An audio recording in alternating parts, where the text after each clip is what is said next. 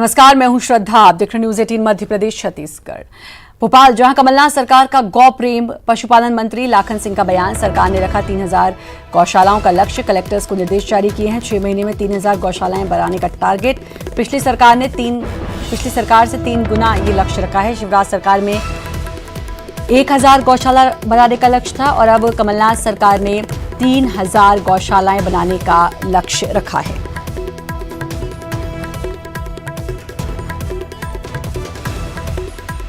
तो गौशाला बनाने का लक्ष्य रखा है सरकार ने। आपको बता दें कि पिछली सरकार ने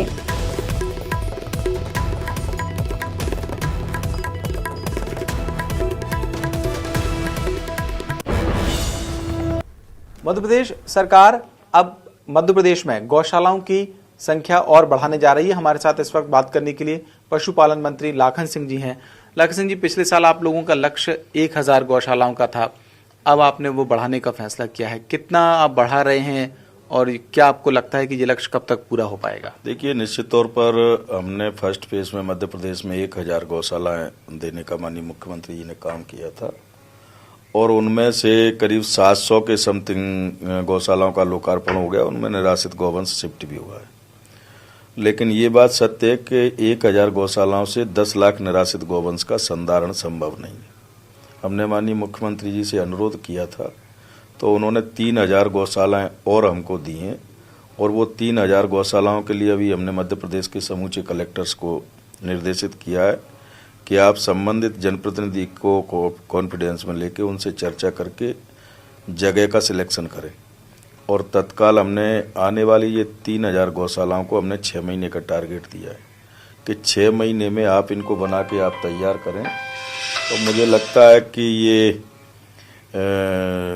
6 महीने में 3000 गौशालाएं बन के तैयार होंगी। 1000 जो हो गई हैं, लेकिन मैं ऐसा मान के चलता हूं कि ये 4000 प्लस जो पूर्व से संचालित होती थी 6000 के समथिंग, इनको सबको मिला के 10 लाख निराश्रित गौवंश को संधारण हम नहीं कर पा रहे। ऐसी स्थिति में हमने ये तय किया है कि अभी मध्य प्रदेश में जहां लार्ज स्केल पर रेवेन्यू लैंड है, नदी के किनारे, किसी डैम के, फॉरेस्ट एरिया के आसपास है, ऐसी जगह पे हम लोग गौ अभ्यारण्य के लिए भी कुछ जगह सिलेक्ट कर रहे हैं। और हमारा ये विजन है, हमारी ये सोच है, माननीय मुख्यमंत्री जी इस पे काफ़ी गंभीर हैं कि मध्य प्रदेश में जो 10 लाख निराश्रित गौवंश है, जो भारतीय जनता पार्टी के कारनामों की वजह से जो हमें फेस करना पड़ रहा है, मुझे लगता है आने वाले 1.5 और 2 साल के अंदर इन निराश्रित गौवंश का हम संधारण कर पाए और मध्य प्रदेश में कोई भी निराश्रित गौवंश रोड पे नहीं दिखे। तो ये हैं पशुपालन मंत्री लाखन सिंह जी, जिनका कहना यह है कि दरअसल जो गौवंश है उसके संधारण के लिए जो संख्या है गौशालाओं की वो बढ़ाई जा रही है और 1000 से अब 3000 की जाएगी। जहां तक बात बीजेपी के आरोपों की है तो फिर बीजेपी को इस मुद्दे पर खुद के गिरेबान में झांकने की ज्यादा जरूरत है। कैमरामैन दीपक के साथ शरद श्रीवास्तव, न्यूज 18 भोपाल। और शरद हमारे संवाददाता हमारे साथ जुड़ चुके हैं। शरद, अब तक हमने गायों के नाम पर राजनीति तो होते हुए देखी है, लेकिन अच्छा है अगर ये कदम उठाया जा रहा है और 3000 गौशालाएं बनाई जा रही हैं तो।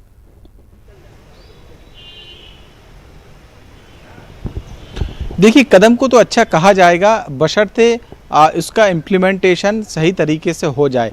क्योंकि देखिए, पिछले साल सरकार ने जो लक्ष्य रखा था 1000 गौशालाएं बनाने का, हाईटेक गौशालाएं बनाने का, वो भी पूरी तरीके से पूरा हो पाया है। इस पर अभी भी कई सवाल हैं क्योंकि सरकार ये दावा करती रही थी कि पिछले साल ही जो लक्ष्य है दिसंबर तक पूरा कर लिया जाएगा और एक भी गौवंश सड़कों पर नहीं दिखेगा। लेकिन स्थिति बदली नहीं और शायद यही वजह है कि अब सरकार को ये फैसला करना पड़ा है कि वो 1000 जो गौशालाएं हैं उनकी संख्या को बढ़ाकर 3000 और करेगी। यानी कि अब 4000 जो गौशालाएं हैं वो बनाने का लक्ष्य रखा गया है ताकि करीब जो 10 लाख जो गौवंश है जो सड़कों पर घूमता है, एक अनुमानित संख्या है, उसको गौशालाओं में कहीं ना कहीं पहुंचाया जा सके और जिस तरीके की दुर्दशा उनकी सड़कों पर या भूखे होने की वजह से होती है वो कम से कम ना हो। लेकिन चूंकि ये दरअसल गाय है, लिहाजा गाय को लेकर कोई भी अगर फैसला होता है तो वो राजनीति से अछूता नहीं होता है। यही वजह है कि बीजेपी ने सवाल उठाए थे कि दरअसल सरकार ने जो कदम उठाया है गौशालाएं बनाने का वो सिर्फ दिखावे के लिए है तो इस पर पलटवार करते हुए पशुपालन मंत्री ने ही कहा है कि जो बीजेपी वाले हैं वो खुद अपने ही गिरेबान में झांक लें कि उन्होंने 15 साल में कितनी गौशालाएं बनाई हैं। तो इन सब से इतर फैसला अच्छा कहा जाएगा, लेकिन तभी कहा जाएगा जब इसे सही तरीके से जमीन पर उतार दिया जाए और सड़कों बिल्कुल पर आपकी ये बात भी सही है कि जो लंबे वक्त से तो हम भी सुनते हुए आ रहे हैं कि गायों के लिए गौशालाएं, जो गाय सड़क पर बैठती हैं, इसको लेकर आपको याद होगा कि पूर्व मुख्यमंत्री दिग्विजय सिंह ने मुख्यमंत्री कमलनाथ को भी पत्र लिखा था कि जो गाय सड़क पर बैठती हैं उनके लिए कुछ किया जाए। तो हम लंबे समय से सुनते तो आ रहे हैं, लेकिन वाकई में अगर ये अच्छा कदम वाकई में अच्छा हो और इस पर काम हो तो शायद काया पलट हो प्रदेश की भी और गायों की भी। शरद,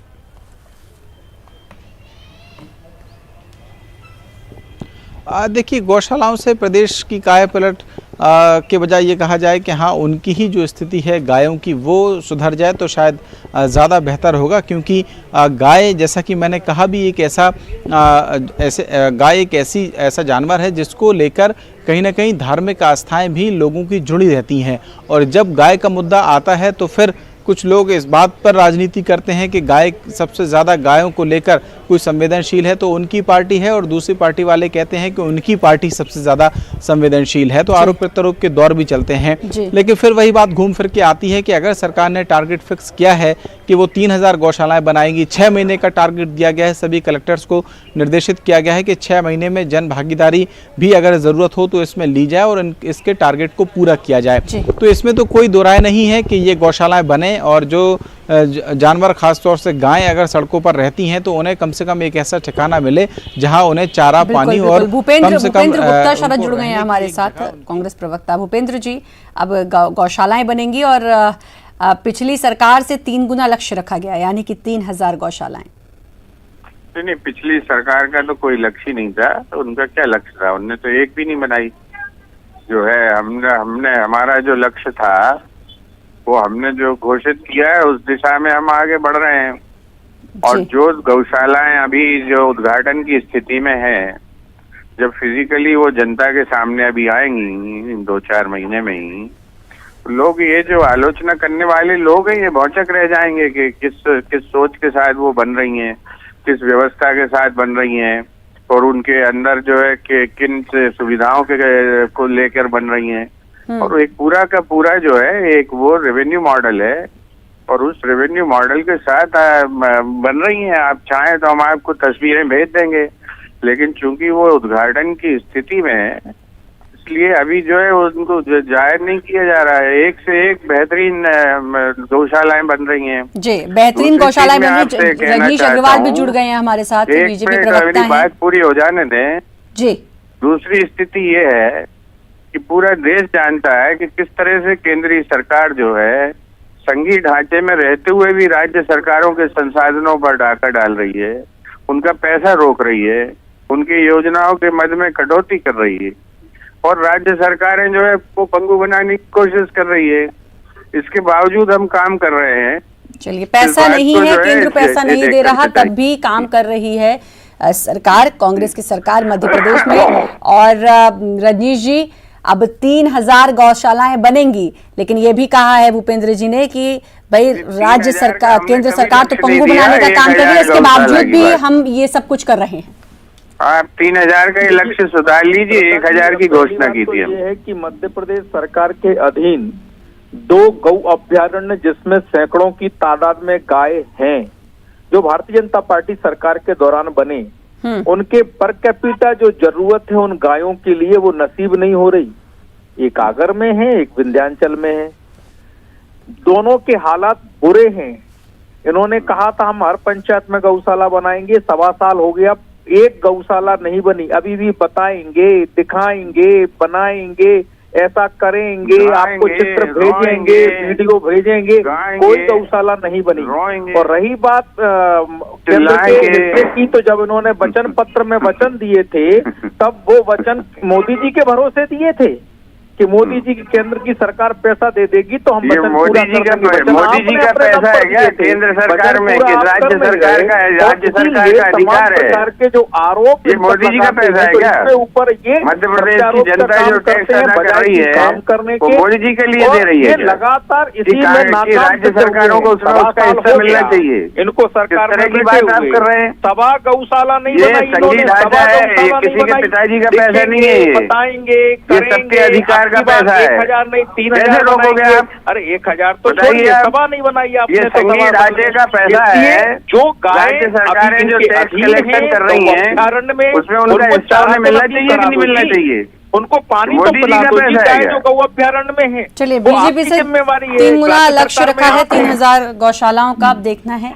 कि कब तक ये लक्ष्य पूरा होता है और फिर उसके बाद बीजेपी का क्या रिएक्शन होगा हम ये भी देखेंगे और फिर सरकार की भी वाहवाही होगी अगर ऐसा होता है। और सबसे बड़ी बात कि गायों को ज़रूर इससे बड़ी राहत मिलेगी। शुक्रिया आप सभी का जुड़ने के लिए। और दिल्ली में केजरीवाल की जीत पर कैलाश विजयवर्गीय ने ट्वीट किया, लिखा कि निश्चित ही जो हनुमान जी की शरण में आता है उसे आशीर्वाद मिलता है। अब समय आ गया है कि दिल्ली के सभी स्कूलों, मदरसों और सभी शैक्षणिक संस्थानों में हनुमान चालीसा का पाठ जरूरी हो। बजरंग बली की कृपा से अब दिल्लीवासी क्यों वंचित रहे।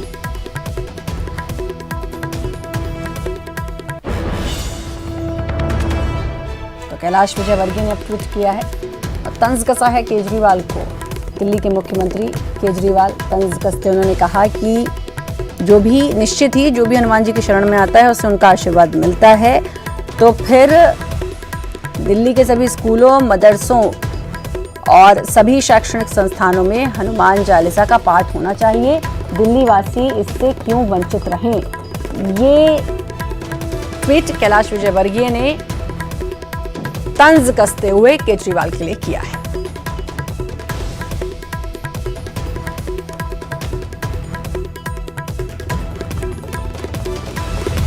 उन लोगों को जिन लोगों को धार्मिक आधार पर बंटवारे की कोशिश करते रहे, कैसे कैसे बयान पूरे दिल्ली चुनाव में आए वो पूरे देश ने देखे। सिर्फ इसलिए कि पोलराइजेशन हो, एक देश के प्रधानमंत्री ने चालू किया, उत्तर प्रदेश के मुख्यमंत्री को लगाया, भारतीय जनता पार्टी के अध्यक्ष लगे, गृह मंत्री लगे, फिर 2 सांसदों ने तो हद कर दी, जो प्रवेश वर्मा और अनुराग ठाकुर। पूरी भारतीय जनता पार्टी एक एजेंडे पे चुनाव लड़ रही थी, नफरत के, घृणा के।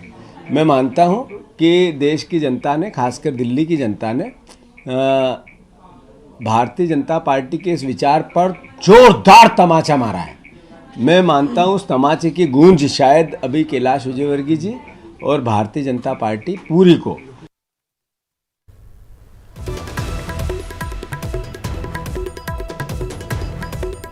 तो कैलाश विजयवर्गीय ने तंज कसा है केजरीवाल पर और कहा है कि निश्चित ही हनुमान जी की शरण में जो जाता है उसे आशीर्वाद मिलता है। तो अब दिल्ली के सभी स्कूलों और शैक्षणिक संस्थानों और मदरसों के बच्चों को भी उनका आशीर्वाद मिलना चाहिए, इसलिए वहां पर हनुमान चालीसा का पाठ होना चाहिए।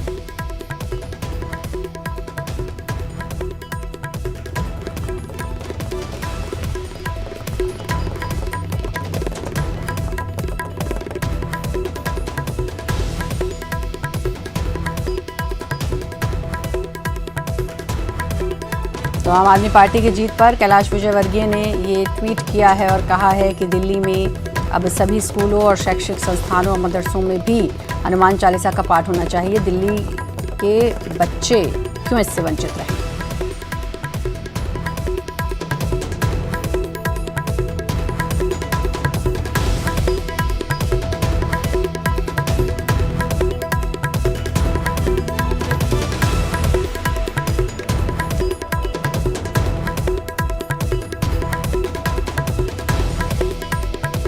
बीजेपी नेता कैलाश विजयवर्गीय ने ट्वीट करके तंज कसा है और कहा है कि अब दिल्ली के सभी स्कूलों, मदरसों और शैक्षणिक संस्थानों में हनुमान चालीसा का पाठ होना चाहिए।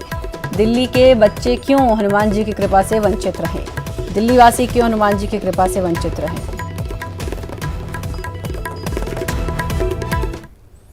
और रंजना हमारी संवाददाता हमारे साथ भोपाल से जुड़ चुकी हैं। रंजना, अब वाकई में इस पर भी अब राजनीति भी होगी और इस पर ये तो उम्मीद है कि भाई प्रतिक्रियाएं भी तीखी ही आएंगी, क्योंकि हनुमान चालीसा का पाठ किया जाए यहाँ तक तो बात ठीक थी, लेकिन जब स्कूलों और मदरसों को उसमें शामिल कर दिया गया तो फिर जाहिर है कि अब इस पर सियासत जरूर होगी।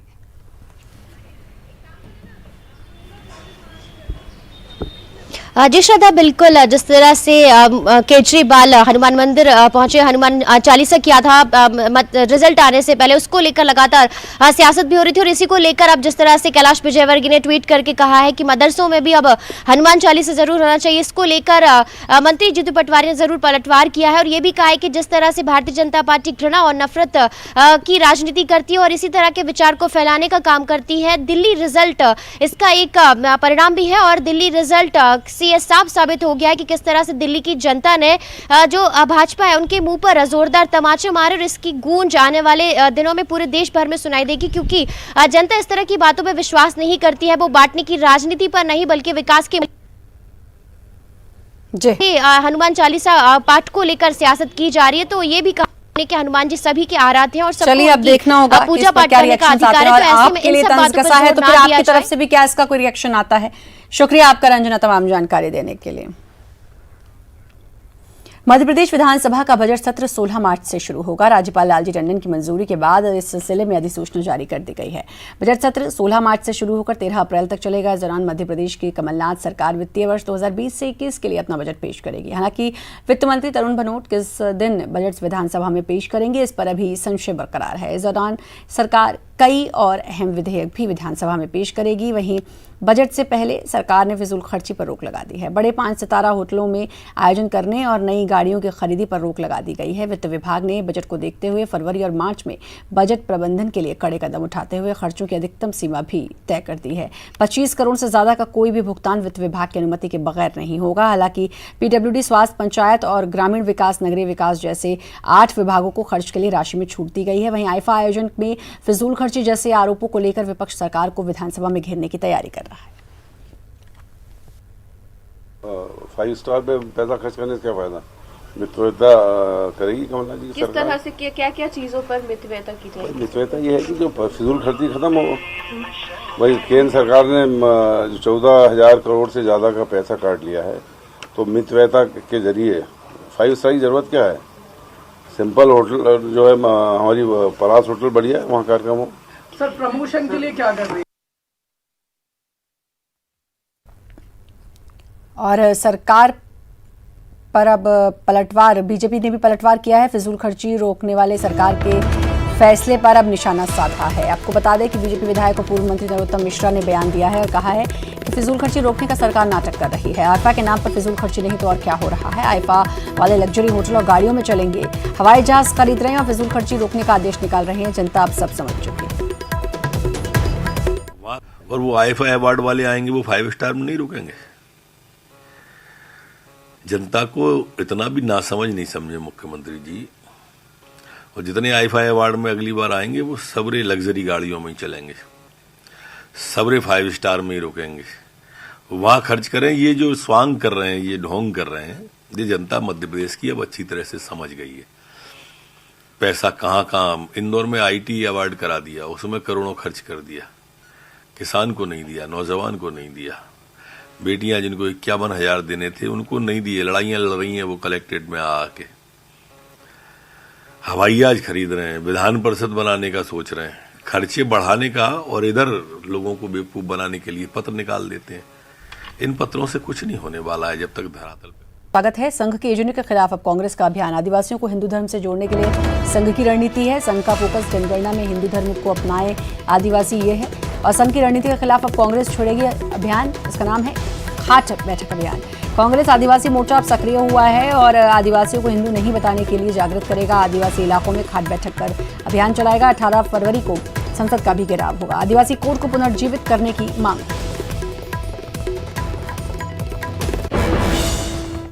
संघ की समन्वय बैठक में ये बताया गया कि वर्ष 1991 की जनगणना में हिंदुओं की जनसंख्या 84% थी और 2011 में ये घटकर 69% रह गई। संघ का मानना है कि ये कभी भील एवं गोंड आदिवासियों द्वारा धार्मिक कॉलम में अन्य लिखवाने के कारण हुआ। सरकार अब जनगणना फॉर्म में से अन्य का कॉलम हटा चुकी है। अब सिर्फ 6 विकल्प हैं जो हैं हिंदू, मुस्लिम, सिख, ईसाई, बौद्ध और जैन। आदिवासी वर्ग जनगणना फॉर्म अपने लिए अलग से धर्म के कॉलम की मांग भी लंबे समय से कर रहा है। पिछले साल मार्च में देश भर के आदिवासी दिल्ली में इकट्ठे हुए थे और उनकी मांग थी कि जनगणना फॉर्म में आदिवासियों को ट्राइबल या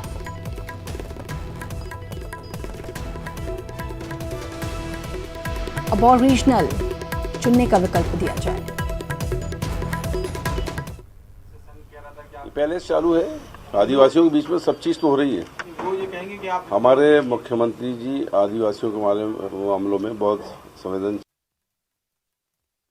भोपाल से बड़ी खबर, कमलनाथ सरकार का बड़ा फैसला। निष्कासित 648 संविदा कर्मचारियों की होगी वापसी। पंचायत एवं ग्रामीण विकास विभाग का मामला। वाटर शेड मिशन में कार्यरत थे संविदा कर्मी। हाई पावर कार्य परिषद में ने नौकरी में वापसी को दी मंजूरी। CSSR मोहंती के हैं कार्य परिषद के अध्यक्ष।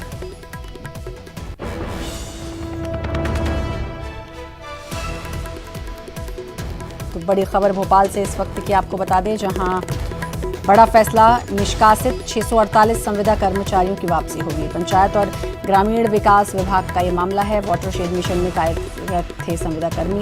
हाई पावर कार्य परिषद ने नौकरी में वापसी को दी मंजूरी। CSSR मोहंती हैं कार्य परिषद के अध्यक्ष। तो निष्कासित संविदा कर्मचारियों की अब वापसी होगी। 648 कर्मचारी हैं जिनको निष्कासित किया गया था। पंचायत एवं ग्रामीण विकास विभाग का ये पूरा मामला, और अब इन सभी की वापसी होगी।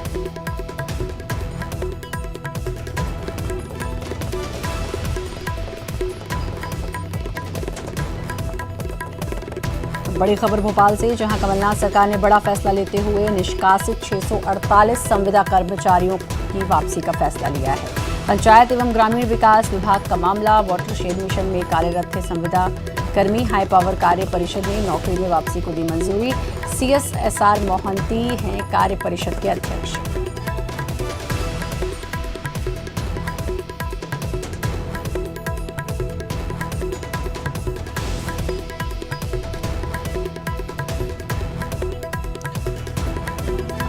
अनुराग हमारे संवाददाता हमारे साथ जुड़ चुके हैं। अनुराग, बड़ा फैसला ये कमलनाथ सरकार का, अब 648 संविदा कर्मचारियों की वापसी होगी।